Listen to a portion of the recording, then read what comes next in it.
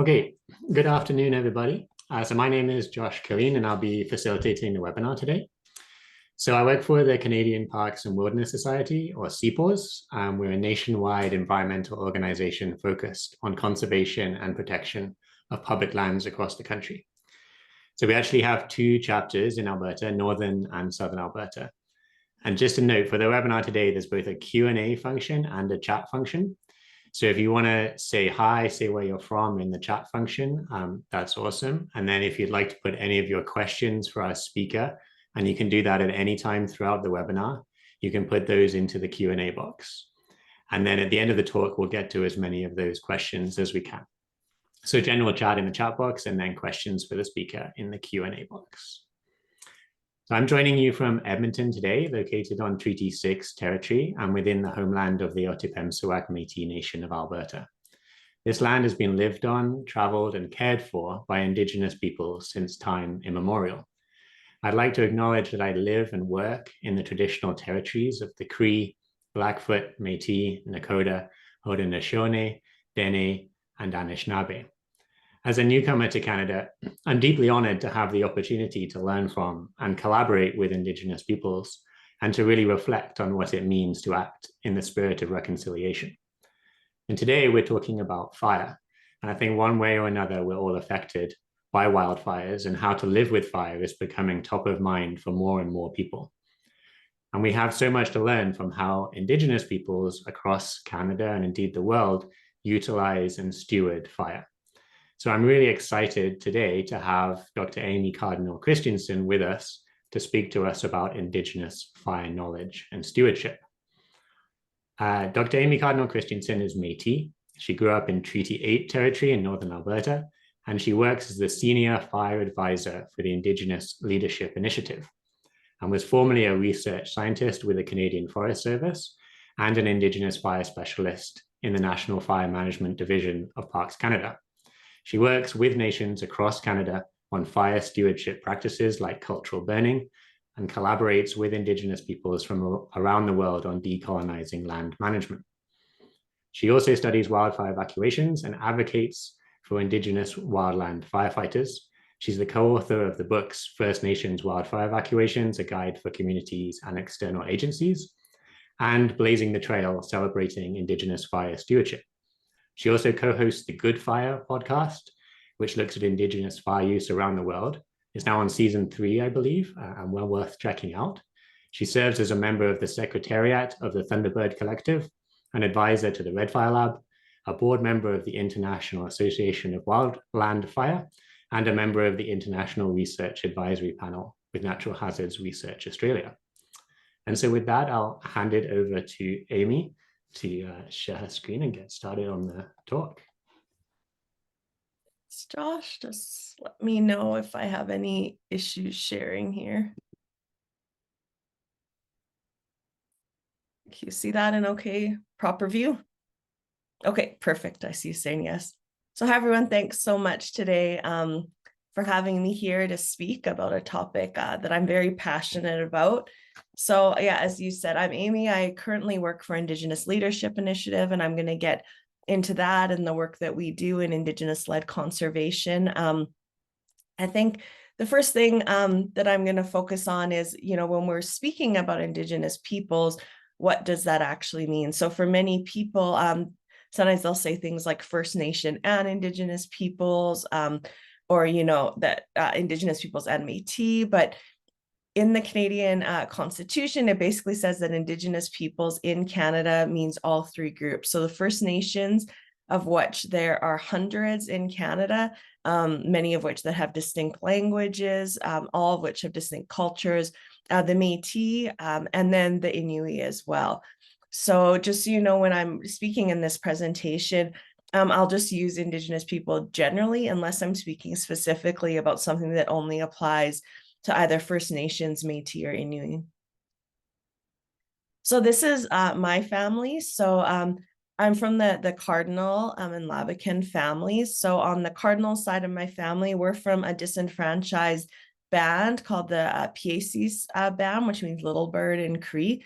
And we were near Lac La Biche, our band, and we basically participated in the Northwest Rebellion against the Canadian government. And so because of our participation in that, we were disenfranchised as a nation. And so many of the people from our nation spread amongst the Métis settlements, and my family actually ended up going north to Fort McMurray. The other side of my family is the Labakan family, and so they're from the Red River settlement, and they moved west when colonizers came to Canada. And so they were a big group of Métis buffalo hunters, and they settled at the Labakan settlement in kind of Treaty 6 Central Alberta. So my family, the Pieces band, was signatories on Treaty 6. And so I currently reside in Treaty 6. I live near Rocky Mountain House, Alberta, where I'm speaking from today. And so, yeah, these are my people. They're all actually deceased now. These are the elders in our family, and my cookum and others. And so, yeah, I just am here basically to speak about fire. And so I didn't grow up using fire. My family was one of many Indigenous people in Canada that were basically disconnected from our land due to colonization. And so lots of what I've learned has basically been from an interest in fire and reconnecting with elders from my nation who have always been burning. And so when we look at wildland fire evacuations across Canada, we really, as you guys know, have been seeing in the news, there's been a lot of concern now, but Canada has always had evacuations from fires. And so basically every summer since 1980, there has been evacuations. There are more now. The frequency of evacuations is increasing. And this map shows, again, how they're spread across Canada. So many people think that wildfire is only like a Western Canada problem, but really it's all across Canada that we're experiencing impacts from wildfire. And so I really like looking at wildfire evacuations because lots of times people will just look at area burned for looking at the impacts of fire. But sometimes, like a little fire that's near a community can have really bad human impacts compared to like a very large fire that's kind of burning in a much more remote area. So when we look at these, the size of the dots indicates the number of people who were in that evacuation event. So the orange dots are of Indigenous communities. You can really see throughout the boreal forest, so the area here where almost all the orange dots are, that's really where Indigenous communities are repeatedly evacuated due to wildland fires. Many of these communities are fly-in only, so they require aircraft basically to be removed from their community, or they have to evacuate by boat or by other means to get out of the way. Another hot spot, I guess, that we see for fires is in the interior of British Columbia. And so there we see a big impact on both Indigenous and non-Indigenous populations, and especially since 2017, where we've seen more and more fires. But what I really want to point out from this is that about 5% of the Canadian population identifies as Indigenous. So that's First Nation, Métis, and Inuit. But even less of those people of that population live in communities that are of high risk to fire. For example, we have a lot of urban Indigenous people right now, yet 42% of wildfire evacuation events have impacted Indigenous communities. So what we see there is a real disproportionate impact on Indigenous peoples, but we're frequently left out of any sort of decision-making about a fire that eventually impacts our communities. So this map, you probably can't read all the little writing, so don't worry about that. Just kind of concentrate on the numbers.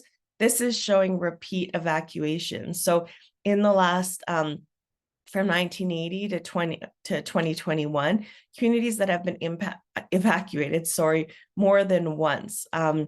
So you can see some communities have been evacuated from wildland fire 7 times, 6 times, 5 times. And all of these except one are First Nation communities. So the only one that isn't is West Kelowna, British Columbia, that was evacuated 5 times. But I mean, lots of these too are also experiencing impacts of flooding and other things which aren't included here. But again, really showing that disproportionate impact, and that it's all lots of times our communities that are carrying the burden of the mismanagement of fire. And so We have a partnership called the First Nations Wildfire Evacuation Partnership, which is a research partnership with some different First Nations, a bunch of agency partners, and the University of Alberta, where we really work with communities to document experiences of wildfire evacuations and work towards changing things. And so one thing that if you're interested in First Nation evacuations, we wrote a book called First Nations Wildfire Evacuations, a guide for communities and external agencies. And this focuses on different issues that that First Nations face when evacuated. So we spoke to over 200 evacuees from very complex evacuation events who shared stories with us. And it's not all, there is a lot of bad things that happen, but there's also a lot of good things that the communities do where they, have strengths in their community and on Indigenous knowledge where they've lessened the impact. And so the book basically follows stages of the evacuation. So from first seeing a fire near a community to knowing that you have to evacuate, to actually evacuating, to staying in a host community, and then to returning home. And lots of times, we think when evacuees are repatriated or returned to their community, that's, when everything's good. But what we've seen is that there's still a lot of trauma in these communities after a fire. And lots of times homes are still standing, but landscapes that they depend on for cultural resources can be devastated, which they need support for. And so I saw that Hannah Lima is on the call, and Hannah is our community engagement specialist with First Nations Wildfire Evacuation Partnership. And if anybody has any interest in that or anything, you can get a hold of us and we'll direct you to kind of work we're doing or some resources. So on the right here is a map of the Elephant Hill fire that happened in British Columbia in 2017, and it follows the progression of the fire as it expanded through multiple Indigenous territories. You can see the growth there as the fire is kind of moving. It makes large jumps, but it basically shows that entire area that was used for purposes, for cultural purposes by the nation was basically burned in very high severity, high intensity fire. And this leads to increased flooding, other things like that. And that the community, 8 years later, I work with some of the people who studied the community impacts of that fire, and they say their community is still struggling from that wildfire event. And of course, all the communities around there were evacuated when that happened. So what's increasing the fire risk? Why are we seeing this? And lots of times the media points to climate change, and that's very true. Climate change is happening. It's human caused. We're seeing, a lot of hotter weather, of drier weather, of increasing wind, of more lightning strikes on the land. But what's really happened is almost a worst case scenario where we also have a landscape mismanagement that has been, is now prone to fire. And so when we combine that with climate change, it's really leading to the scenario we see now. So, we've had fire exclusion from fire dependent forests. And so I've oftentimes heard people say that fire is a disturbance on the landscape, but it's really actually been the exclusion of fire that's been the bigger disturbance on the landscape in these fire dependent forests like the boreal. We also have fire suppression. So when fires do start, we're trying to put them out all the time.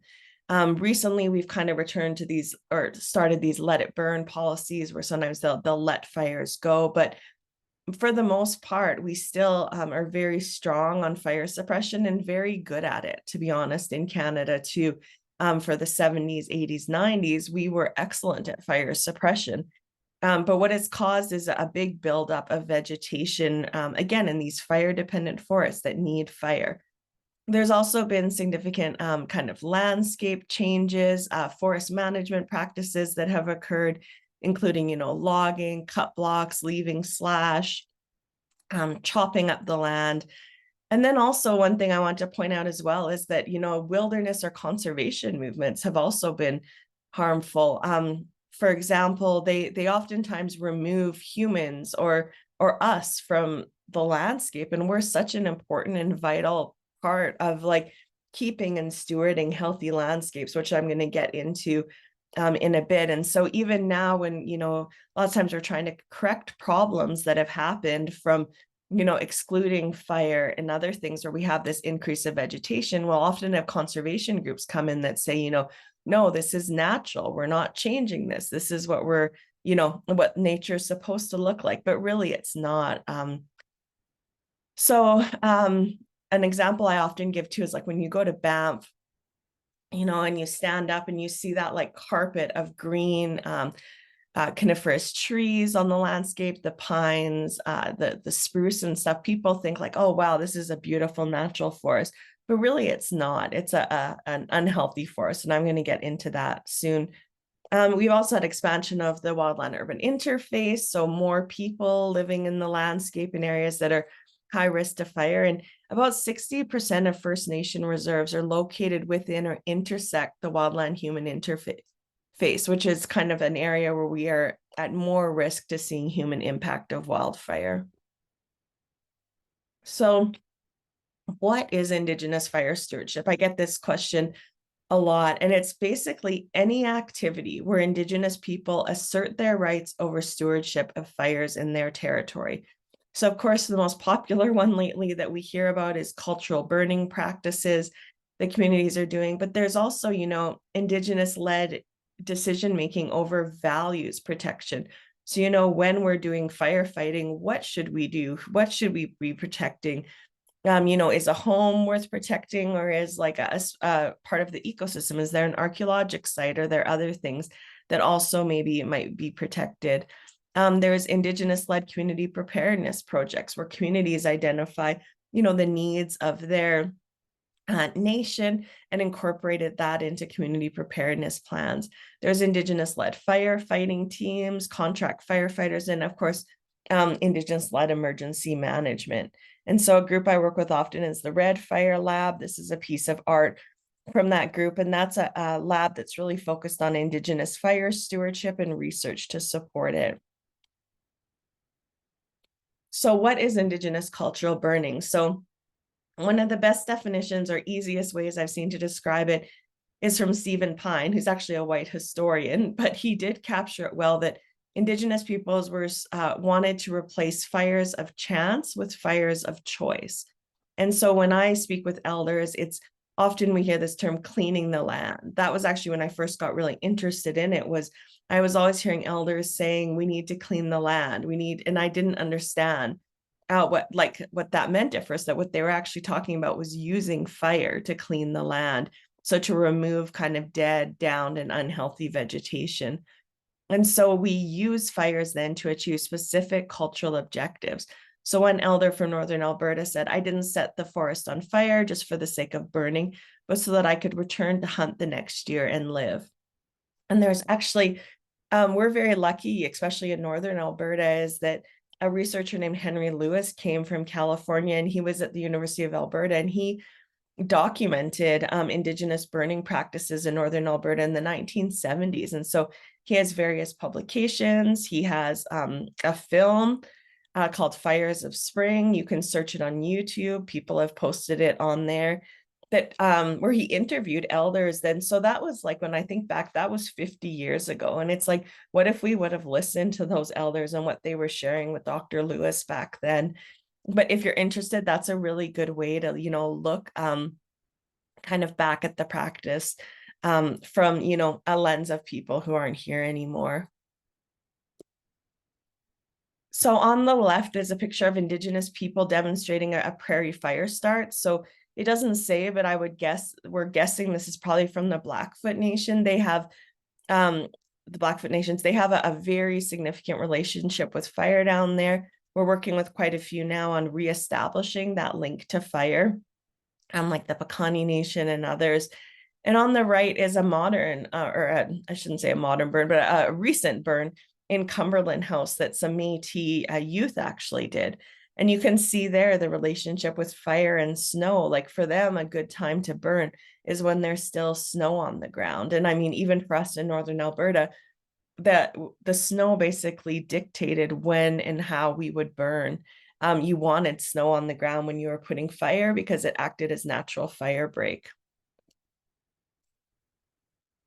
So another thing I often hear is like, well, what is the difference then between cultural burning and prescribed fire? So many wildland fire management agencies have prescribed fire programs. And so I worked with Parks Canada as the Indigenous fire specialist for a few years. And we basically had a program there where we developed an Indigenous fire circle. And with that, we kind of worked with that group to come up with, well, what is the difference for people around Indigenous fire compared to prescribed fire? So it's Indigenous led around cultural objectives, land stewardship. We want to create mosaics on the landscape, which I'll talk about in a bit. It reduces risk. It includes spiritual and ceremonial aspects. It's Indigenous knowledge driven around the time to burn and techniques for burning. And generally, it's slow, cool burns, fires we can walk beside, although sometimes communities do want to burn for higher intensity reasons. There's community roles or traditional governments, community involvement. So sometimes in different nations, they actually had specific fire keeping families who would be the ones who would, choose when and where to put fire on the ground and for what reasons.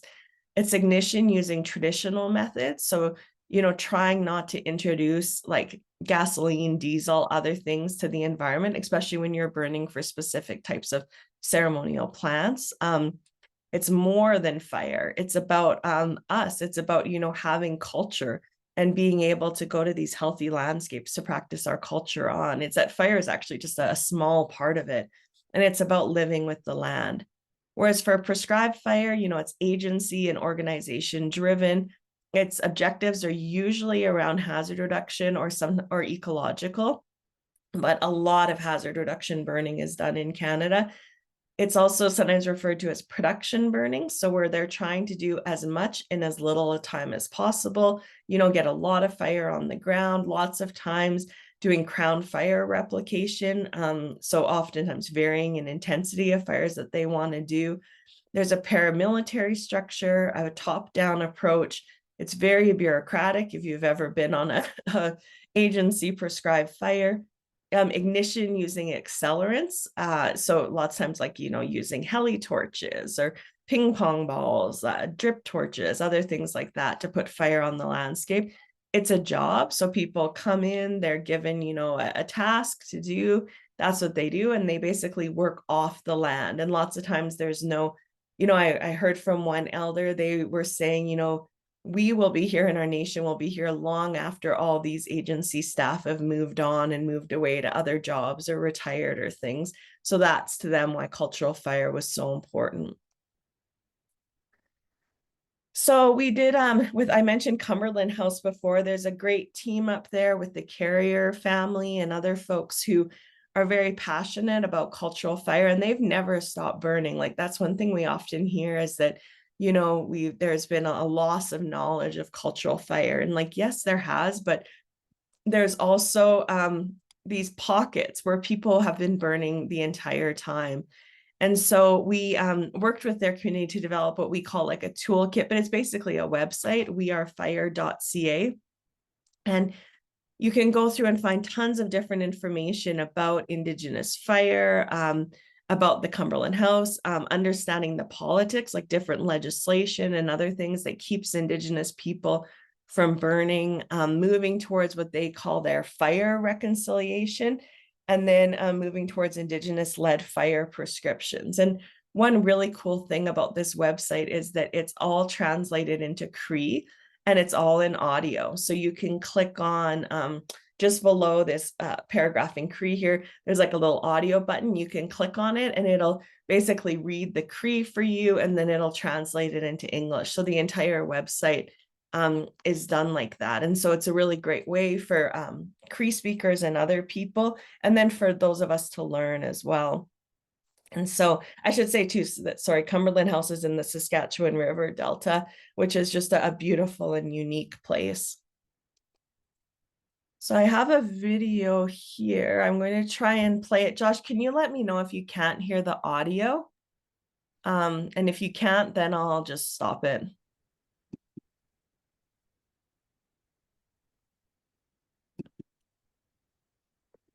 I have lived here in this area my whole life. something that my parents instilled in me from a very young age, is that fire is a tool to manage the land. When I was a kid, it was so rich with life. My father taught me these methods of trying to give back the land by burning unwanted weeds so we could try to bring back the good plants that muskrats and moose and elk, deer need.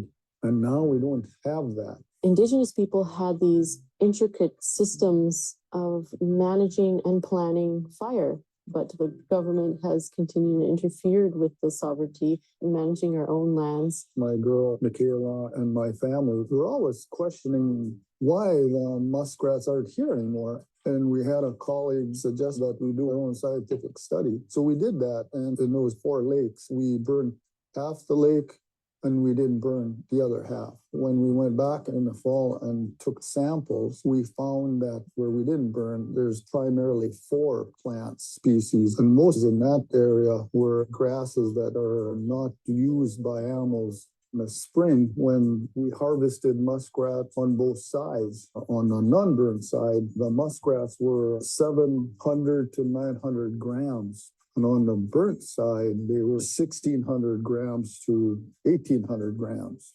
So within just one season, you could tell that the burnt areas were quite productive because of how big the muskrats were. So that kind of convinced us to bring back the practice, to burn the land, to revitalize it. I seen it work. Today, when I was lighting the torch and burning the grasses, that felt like carrying on the torch of my ancestors. So it was a really cool, powerful moment to take this ancient system, this ancient knowledge, and apply it to the land.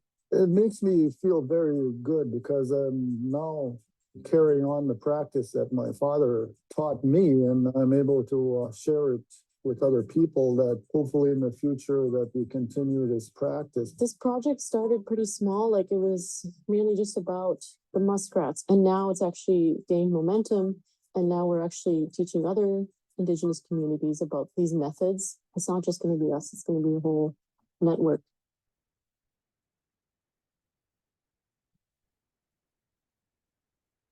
So I think one thing I didn't mention there was that they have a huge invasive plant problem with those phragmites that you saw in the video. And those are the ones that Solomon was talking about, that the animals can't actually eat. They have very low nutritional content for them. And so with burning, they've actually shown that this repeated burning actually basically eliminates phragmites from areas and allows like the natural or the local plants, native plants to come up there.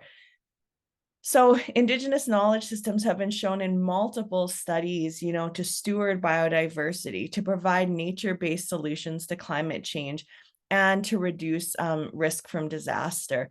Yet, Indigenous people are still continually left out of any sort of management decisions, despite all this kind of good, like Western scientific evidence. And so for me, as a younger researcher starting on this field, I kind of thought, like, if we just do like 1 or 2 good studies that really show, what cultural burning can do and how impactful it is, that will change things. And I think, unfortunately, what we're seeing is that we're producing a lot of good evidence, but it's really still very slow to change. And so what we really saw historically after colonization was this basically cultural severance of Indigenous people from their knowledge.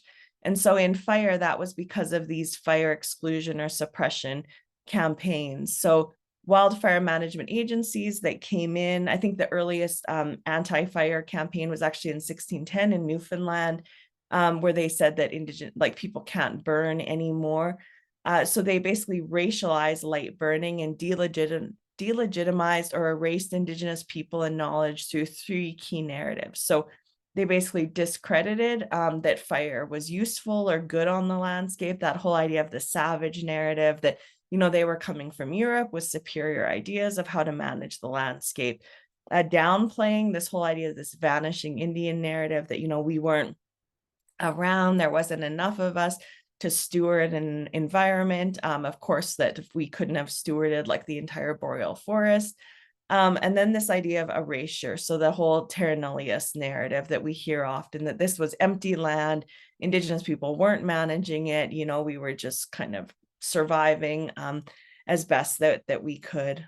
And so this is in a really great article by Kristen Vignetta, the links there if anybody wants to see about under the guise of science, how the U.S. Forest Service deployed settler, colonial, and racist logics to advance an unsubstantiated fire suppression agenda. So it's very, very direct, but we see the exact same thing in Canada that happened, where the knowledge of Indigenous people was completely discredited. And so that's why I have a hard time when people say like, oh, well, you lost your knowledge about cultural fire. Well, it wasn't, we didn't, as Victor Stephenson says, we didn't just drop it on the ground. It was basically ripped from us and from our communities through different policies. So, we had residential schools, we had the Indian Act where Indigenous people weren't allowed to go out on the land anymore, and the creation of the reserve system. We had the 60s scoop and other things that remove people from their territories. And then basically that fire was made illegal. So, people were arrested or charged or fined for setting fires.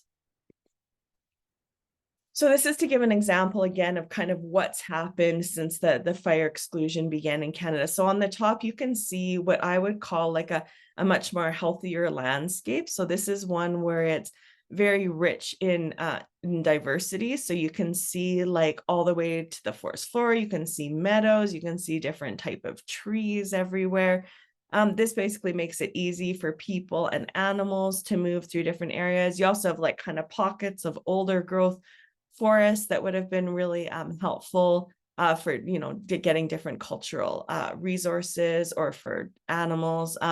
When we go to the middle one, that's where we basically see where fire suppression started. So instead of seeing that mosaic or diversity on the landscape, we start to see this kind of everything kind of going to the same stage. There's these monocultures where everything is starting to move towards these late succession forests, lots of, older, I was saying, coniferous trees there. And it's what our elders kind of, as I said, call hungry forests. So you have to go much further to get a diversity of resources than if you were living in kind of that top scenario. And then on the bottom is what we see is then you have these out of control fires that happen. So in the top image, you can see that there's kind of two little fires that have started on the landscape, one probably by people, one in the background by lightning, which was a great teacher for us. And anyways, and as they're moving, there's lots of natural fire breaks on the landscape where the fires can move, but they don't burn as great through grass or other areas, or there was beaver on the landscape everywhere. Whereas on the bottom, there's really no natural fire breaks. It's a lot of monoculture type of trees, so the fire can just really rip across the landscape much easier. And so most of you might be familiar with the Mountain Legacy Project. And so these are images from there that really show the change in basically the landscape cover, the forest cover that we're seeing. And these are all near where I am in Rocky Mountain House. So this is just one looking out on the land. I can't remember, I had the date somewhere here, but anyways, they're from the early 1900s. And then this is now what we see now. And so this is just to show you can't even see the view because we've had so much growth come in. Again, and fire loves these kind of conifer trees, loves pine, loves spruce, and spreads really well through that. So here's another example. This is where you can see those mosaics on the landscape. You can really see through to the forest floor in some places.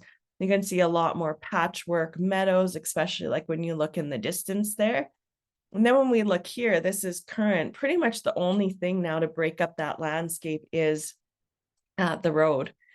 And so when you can imagine, if you lived in that area, how far you would have to go to get different types of things, say you wanted sage or a certain type of berries or other things. Whereas in this other picture, you can see that there was a bunch of different types of ecosystems on the landscape that you could go to harvest resources. But here again, it's very similar landscapes through that whole area. So we wrote a book called an article called Centering Indigenous Voices, the Role of Fire in the Boreal Forests of North America. And what this did was look to center things that have been written about Indigenous people. So rather than having tree ring studies or other things like that being done about us, where they kind of guess about how we're managing fire, this is actually documented from Indigenous people and from what they've shared about what happened in their landscape. So within that article, it's open access. There's a table that has over 36 species in the Boreal that were known to have been managed with Indigenous burning practices. And so you can see there low bush blueberry, what nations are documented at burning for it, the names, where people were burning for it, and then the reasons why people were burning. So, how the burning worked to help improve the production, and then key references you can click on for where those come from. Another resource that we have is the Blazing the Trail booklet. It's a product of Fire Smart Canada, and it was written by 10 Indigenous fire knowledge holders and peer reviewed by about, I think, 14 more Indigenous fire knowledge holders. And it goes through and talks about what Indigenous fire stewardship is, and then gives case studies of 11 different communities. So for us, there's no real, this is what a community should be doing to reduce their fire risk, to using Indigenous fire stewardship. Every community, every nation is totally different in how they apply fire to the land, how they use fire, how they want to reduce their fire risk, how they want to have fire having a role on the landscape. So that's kind of what this book gets into. So as I mentioned before, I now work for Indigenous Leadership Initiative. Indigenous Leadership Initiative is basically a campaign that advocates about and convenes about different issues that are important to Indigenous people with conservation. And so one really popular movement that they have is the Land Needs Guardians. And so since ILI has started advocating in this area, we've gone from only having a few guardian programs in Canada to having, I think, over 200 now. And hopefully to continue that and to continue the growth. So one thing that we're really focused on as well is fire, and this idea of renewed fire kinship for our nations, and how that can work and be done basically by guardians in their local territories. And so our big goals are, increasing fire capacity, increasing Indigenous knowledge sovereignty, recognizing Indigenous fire governance, and then living in landscapes of abundance and health.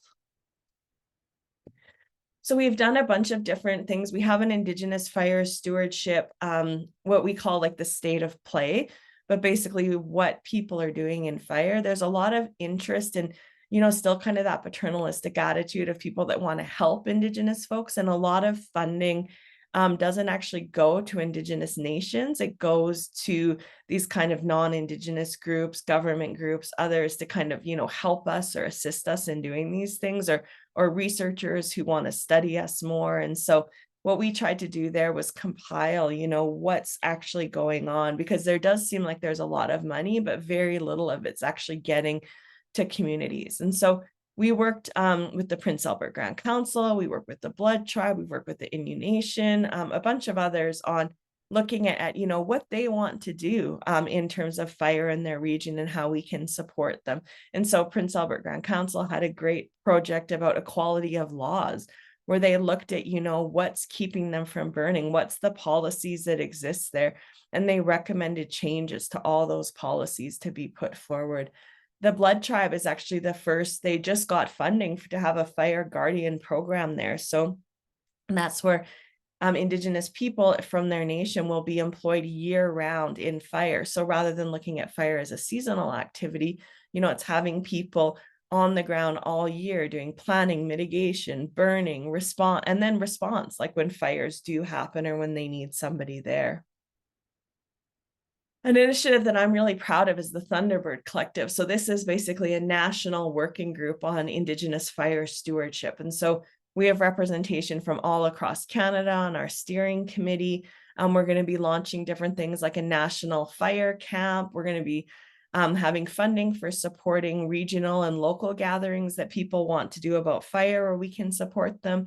We're going to try to accelerate training by giving scholarships for people, by creating training opportunities, by funding exchanges where people can go and learn from folks like in Australia or in California who already have very good cultural fire programs in their nations.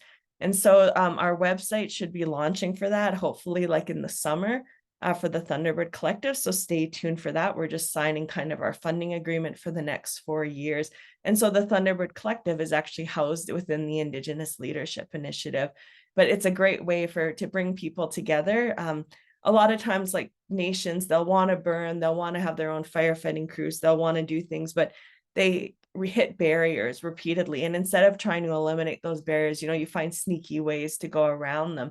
But the whole idea of the Thunderbird Collective is that, because it's more of a national group, we can take on some of these more difficult issues, like, Indigenous-led training of firefighters, certification of cultural burners, looking at different higher level policy and regulations and begin to address those.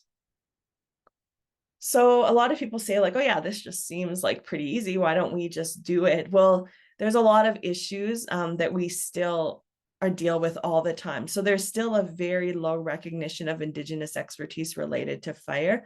As I mentioned before, lots of people will say like, well, you lost your knowledge, or this might have been fine before climate change, or like people, we had a bunch of infrastructure here, but now things have changed. And I think the biggest thing to point out is, we're still here, we're still living on these landscapes. Like who's better, like who has noticed the impacts of climate change more than Indigenous peoples who live in those landscapes every day?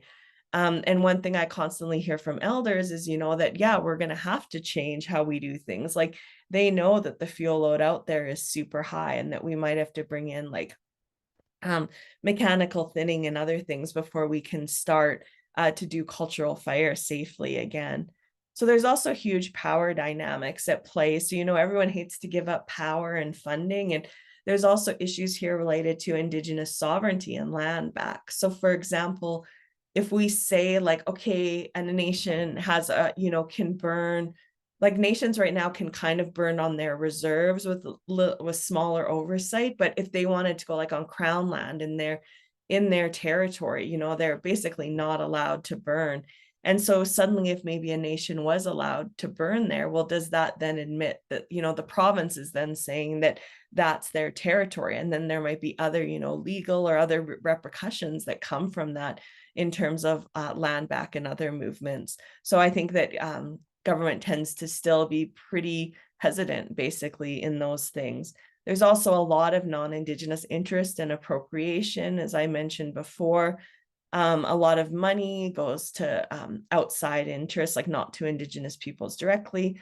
There's still no sustained funding 5 years or more for jobs for Indigenous peoples, especially in these kind of fire positions. So a lot of times when I go into agencies, everyone there is employed full time with like full pension and benefits, but we don't have anything like that for fire people or for guardians.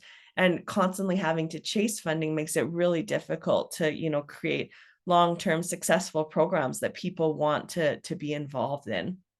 So we often have these one-off projects instead, and these overwhelming requests that we get. And lots of times too, like we fail on some of them, right? Because people will just say like, well, we tried to engage with you, but nobody participated. And it doesn't mean that nations don't care. It's just that there's so many things on their plate at the moment.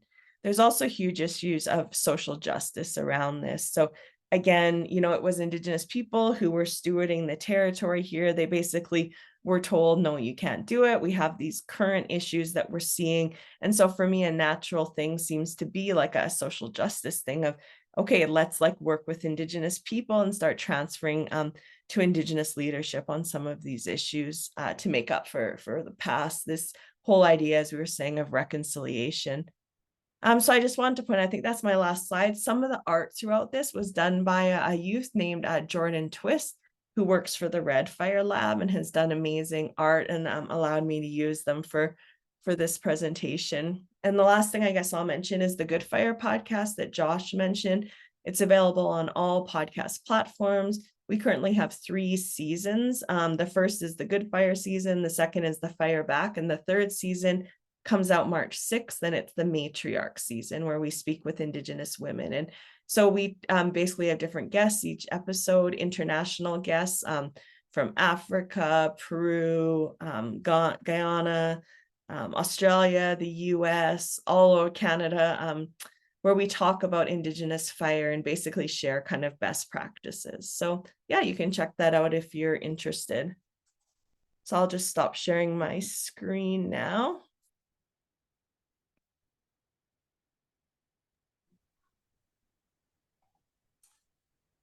Thank you so much, Amy. That was a great presentation. It was super interesting. Thank you. Yeah, it's really exciting to hear about all these positive initiatives you're working on as well. That's really, it's really cool stuff.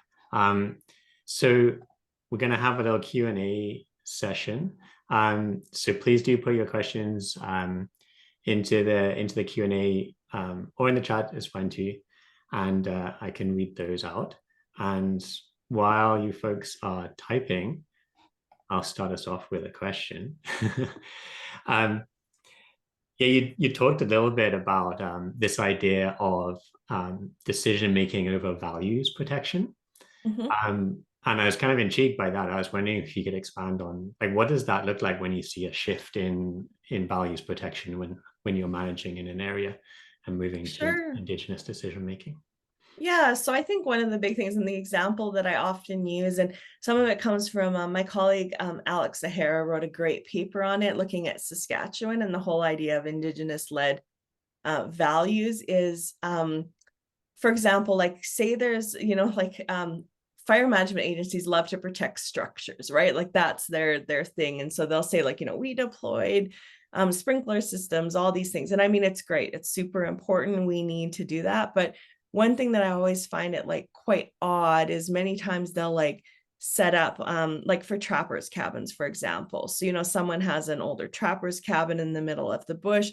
They'll go and spend a lot of resources doing like sprinkler protection, doing other sorts of work for that trappers cabin, but yet the entire area around it hasn't been allowed to be managed. It'll, nowadays we're seeing a lot of high severity, high intensity fires going through that will basically devastate that landscape for trapping for, the next century. So, we're saving the cabin, but the landscape around it that the cabin depends on is basically non-functioning. So, is it worth then to spend all those resources, on solely protecting the structure that's there? So that's kind of some of the issues that, we get into. And that's not to say like, let's just let all the trappers cabins burn. That's not what we mean. But, why don't we set up a better, preventative system where, trappers were one of the #1 cultural burners, like Indigenous trappers, because it was so important. Like, let's bring back that practice. Let's teach trappers again about cultural fire, use it around their cabins. And then, so I think that's the whole idea we're getting into. Another thing is like different archaeologic sites, right? Like there is a bit of an issue here because many nations don't want to share like their important ceremonial or archaeologic sites with the government. So then when a fire does happen, lots of times areas are burned because the agency just might not know that they even exist there. So it's about this like building relationship and building trust. And in California, what they have is like cultural fire advisors that actually sit on incident management teams. So therefore, then the agency doesn't have to have access to that data, but the cultural fire advisor does. And then they can direct the management agency around like those kind of cultural things that are important without, the whole issues with, intellectual property of cultural data. Awesome. That makes a lot of sense. Thank you. I got a question here from Don. He asks, what inroads, if any, are you making to educate the orders of government about the need to allow Indigenous peoples the ability to govern fire on the land?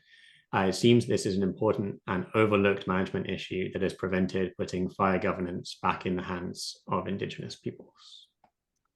Yeah, so I mean, we're trying to advocate. We hope that the Thunderbird Collective and the work that ILI and other groups like the National Indigenous Fire Safety Council will continue to put pressure. As I was saying in the issue section of the presentation, nobody wants to give up funding or power. And I think there's also a lot of like misunderstanding about like I've heard in government meetings, like, well, if we let you guys start burning, and Indians are just going to be setting fires all over the place. And it's like, what are you talking about? Like, that's not how our cultural fire, systems work. But again, it's that lack of understanding and honestly, the structural racism that we have in a lot of our institutions around fire. And so, I think we're trying to make inroads. I think that agencies have really opened up. Like I said, with Parks Canada, I worked there as their Indigenous fire specialist. So, I mean, even the fact that that position exists is a huge change. And I know like BC Wildfire, other groups are also having similar positions like that. But one thing that we see is a lot of times like the agencies want to maybe not appropriate, but they want to like learn from Indigenous people. And then they take the things that they like from it, but they remove like all the cultural and spiritual and Indigenous leadership and just put that into like, reinforcing what they're already doing. So like prescribed fire, for example, whereas prescribed fire, as I mentioned, leaves out a whole bunch of other important aspects. And so we have like elders basically that will go and teach folks at different agencies about fire and, cultural fire and other things. But so they're allowed to teach those people are allowed to go out and put fire on the landscape, but those elders aren't. So it's a really like odd system, I think, that we're living in right now, where, we're continually trying to make inroads, but it's, yeah, I would say it's difficult. Like sometimes I get pretty like frustrated with it, but I'm still hoping, with these national movements that we're starting, that we'll start continuing to put pressure in these areas. Awesome, thank you. The next question is about how do we get community members of First Nations engaged in these initiatives when it seems their community members are already so stretched, while not wanting to default to bringing in non-Indigenous folks? So how do we get qualified cultural firefighters, project management, engagement? Yeah, great question. So I think, we have, basically, I didn't mention it, but like when I worked in Northern Alberta with a few of the different Métis settlements, like it was crazy. There was like 95% of the men there that were over the age of 30 were wildland firefighters, like had experience doing that. And many of the women did as well, because back in like the 70s and 80s, when they used to go out firefighting, they used to like take their whole families and they would go set up fire camps. The women would either be firefighters or be like cooks in the camp or other things like that. And so there's a lot like, and I find when I go to communities, there's such high interest in fire. The one issue that we're having though is that there's just like not the permanent sustainable jobs for people. So for like Northern Alberta, for example, right? Like you're competing against the oil field and other things like that can offer people, long-term sustainable careers. Whereas, maybe for me, I could get project funding for 6 months for like a fire guardian. And then, but who are you going to get to fill that position? So that's been, I think, one of the most frustrating things for me is like that lots of times then we're judged based on that, right? Well, when we're not given the same opportunities. So we're really trying to advocate for this increased funding. And then another thing that we're really working on is like accelerating the opportunities for training or for knowledge sharing. So as I was saying with Thunderbird Collective, we're going to be having these national fire camps, supporting regional gatherings, and getting people, really back and interested in sharing knowledge about fire. But I would say my problem, or I shouldn't say my, but our problem at the moment is there's so much interest and there's just no funds. Then we have one more question from Wesley, and it's about, you mentioned a little bit about some of the barriers you see to enabling Indigenous cultural burning practices in Alberta specifically. Yeah. Like, where have you seen success in starting to change that paradigm with the bureaucracy and the power dynamics and so on? Yeah, so Alberta is a hard one. I think we've seen better success in other provinces, and like especially with like the current administration or government that we have. So I think, on reserve nations or like on settlement, on Métis settlements, like nations can have prescribed fire. They can do that. Again, there's a massive issue with funding here is that, we need people that are trained and able to do this type of work. And we haven't been able to kind of source the long-term sustained funding that we would need for that.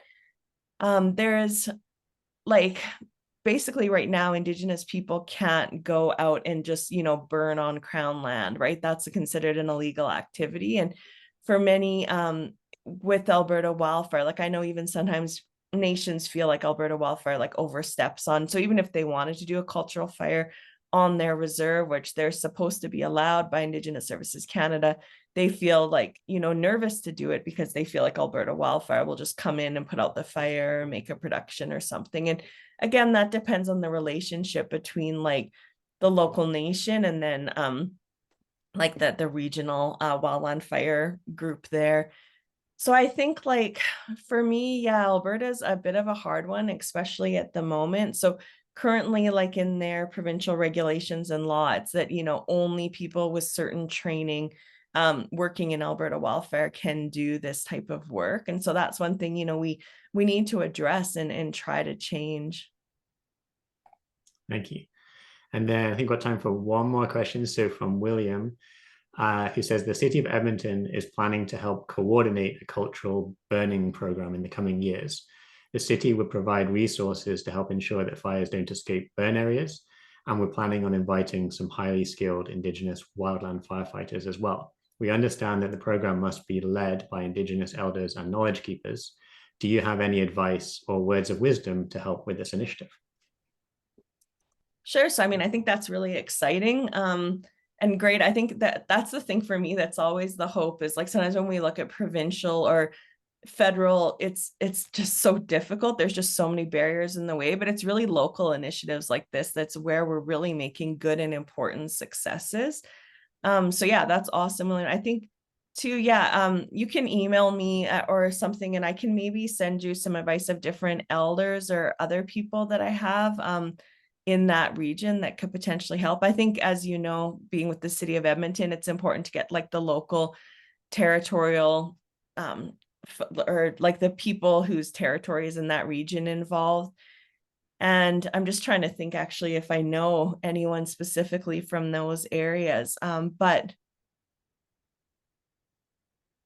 yeah, I'd like to hear more, I guess is the best thing for that one. Well, we could maybe have a chat on it and I could chat with you because I was just wondering too about your just how often you'll be doing the burns and everything like that. And yeah, if you're planning to do more of a ceremonial aspect to the burns or what. So yeah, so maybe I can put my email in the chat here. Oops, sorry. Dang it, I pressed the button instead of the 1 second coming.